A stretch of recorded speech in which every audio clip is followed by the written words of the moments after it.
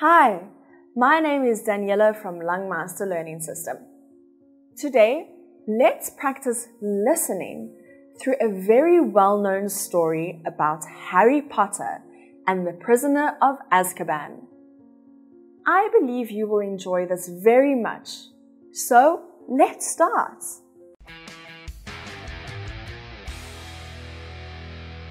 Harry Potter was a highly unusual boy in many ways. For one thing, he hated the summer holidays more than anything. He really wanted to do his homework, but was forced to do it in secret, in the dead of night. And he also happened to be a wizard.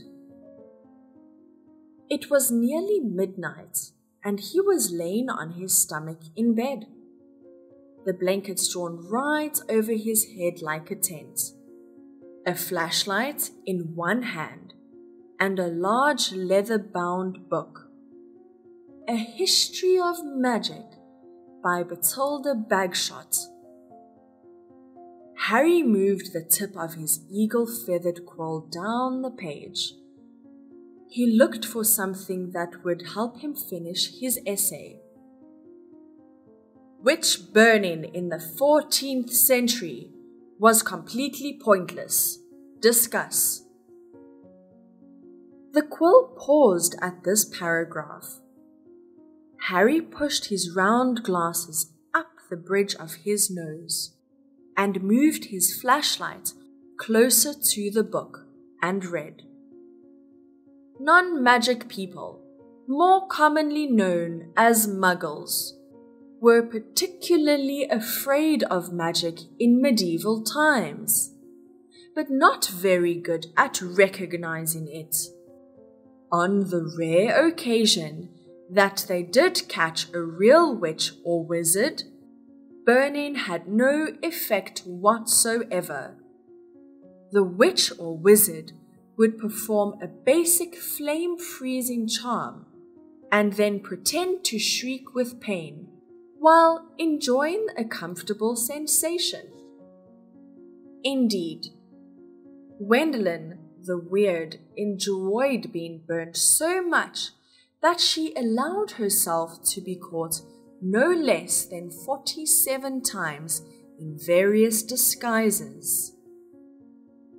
Harry unscrewed the ink bottle, dipped his quill into it, and began to write, pausing every now and then to listen, because if any of the Dursleys heard the scratching of his quill, he'd probably find himself locked in the cupboard under the stairs for the rest of the summer.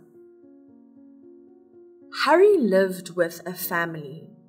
They were muggles, and they really boycotted the magic.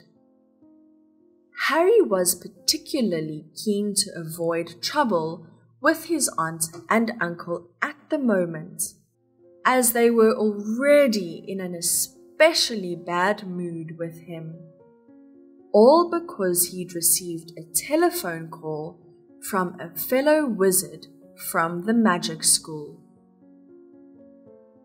Harry, though, still rather small and skinny for his age, had grown a few inches over the last year. His jet black hair, however, was just as it had always been, stubbornly untidy, whatever he did to it. The eyes behind his glasses were bright green, and on his forehead, clearly visible through his hair, was a thin scar shaped like a bolt of lightning. Of the unusual things about Harry, the scar was the most extraordinary of all. The story about how the scar, well, the Dursleys had pretended for 10 years. They said it was a souvenir of the car crash that had killed Harry's parents. However, The reason leading to their deaths was because of Lord Voldemort. Harry had escaped from the same attack with nothing more than a scar on his forehead. One day, Harry got into a fight with his aunt and uncle and decided to leave the house. Then, suddenly a gigantic pair of wheels and headlights screeched to a halt exactly where Harry had just stood. This was a purple bus, which had appeared out of thin air. Gold lettering over the windshield spelled "The Night's Bus." For a split second, Harry wondered if he had been knocked silly.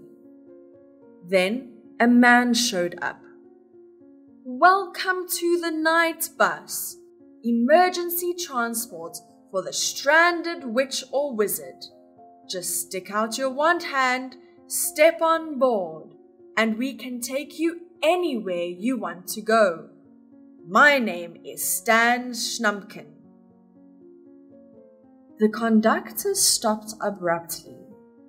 He then just caught sight of Harry, who was still sitting on the ground.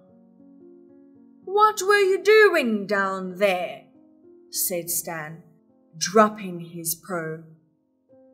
"Fell over," said Harry. "You fell over?" sniggered Stan. "I didn't do it on purpose," said Harry, annoyed. One of the knees in his jeans was torn, and the hand he had thrown out to break his fall was bleeding. "You looking at?" said Stan. "There was a big black thing," said Harry, pointing uncertainly into the gap. "Like a dog, but massive." He looked around at Stan, whose mouth was slightly open. With a feeling of unease, Harry saw Stan's eyes move to the scar on Harry's forehead.